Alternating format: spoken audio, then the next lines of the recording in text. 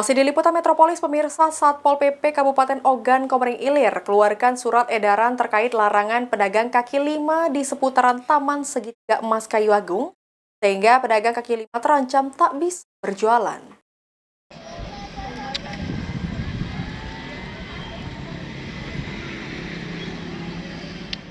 Sejumlah pedagang kaki lima di kawasan Taman Segitiga Emas Kayu Agung Kabupaten Ogan Komering Ilir mulai resah usai menerima surat himbauan larangan berjualan di kawasan tersebut. Surat himbauan dari pemerintah Kabupaten Ogan Komering Ilir melalui Satpol PP Ogan Komering Ilir tersebut sudah diedarkan sejak 17 Januari 2025 kemarin yang berisi tentang Peraturan Daerah Nomor 13 Tahun 2010 tentang penyelenggaraan ketertiban umum. Padahal sejumlah pedagang di kawasan itu sudah sejak belasan tahun berdagang di kawasan Taman Kota dan tidak ada penertiban sebelumnya. Para pedagang yang kini dianggap ilegal tersebut berharap agar ada kebijakan dari pemerintah agar mereka bisa tetap berjualan seperti biasa.